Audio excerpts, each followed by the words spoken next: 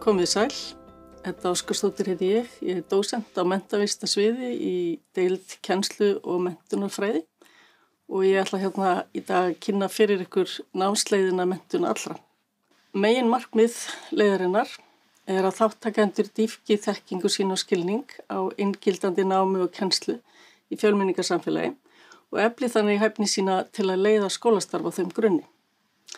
Jafnframt að þátttakendur tilengi sér að hafa manngildi, lýðræði og félagslegt réttlæti að leiðarljósi.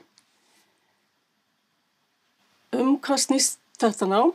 Það sem það snýst er að nemar fái sérhæfingu í að bregðast við fjölbreyttum þörfum nemenda, hvort sem er að ræða félags- eða tilfinningilega þarfir eða stuðning við íslenskuna. Og jafnframt að börnum og ungmennum með ólíka forsendum til náms séu búnar aðstæður til að þroskast og læra í samfélagi við aðra.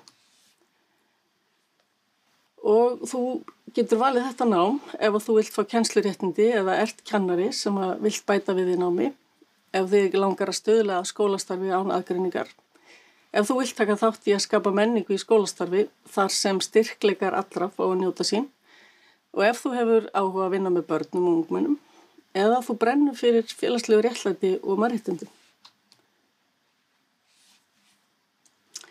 Námi býður upp á marga möguleika eftir útskrift. Það getur verið undirbúningur undir störf á öllum skólastigum, við kennslu, við stoðþjónustu skóla, við skólaþjónustu eða ráðgjöf. Og meistaranámsleiðirnar þær veita síðan aðgang að doktorsnámi. Námið er skipulagt í 3 meginleiðum og það er sem sagt menntun allra og sérkennslufræði, menntun allra og stoðþjónusta og síðan er viðbótar diplómunám sem kallast menntun allra. Fyrsta leiðin, menntun allra og sérkennslufræði, hún er fyrir þau sem hafa lokið B1-námi með 90 einingum til sérhæfingar að námsviði í grunn- eða leikskóla eða í kennslugrein grunnskóla. Í náminu öðlast nemendur hæfni í því að vinna með öðrum og í því að skapa menningu í skólastarfi sem styrkleikar allra fá að njóta sín. Þetta eru 120 ECTS einingar og líkur með M1 gráðu. Og innan þessar leiðar er síðan hægt að velja á milli 2 kjörsviða. Fjölbreytileiki meðal barna og ungmenna og svo hins vegar fjölmenning og fjöltengi barna og ungmenna. Önnur leiðin kallast menntun allra og stoðþjónusta. Og þessi námsleið er ætluð kennurum sem eru þegar komin með leyfisbréf eða með reynslu í kennslu.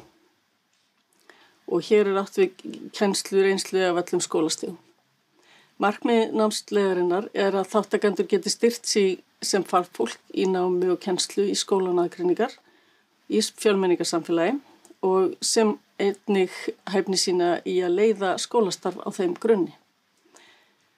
Námið er 120 ECTS einingar og líkur einnig með M1 gráðu. Síðan er síðasta leiðin, 3. leiðin, hún er viðbótar diplómunám og er fyrst og fremst miðað að þeim sem vilja auka þekkingu sína á sviði menntuna fyrir alla og það er gerð krafa 2 ára starfsreynslu úr stoðþjónustu leikskóla eða grunnskóla. Sjónum er einkum beint að því hvernig búa má börn og ungmenni með ólíka forsendum til náms, aðstæður til að þroskast og læra í samfélagi við aðra. Og þetta nám er 60 ECTS einingar.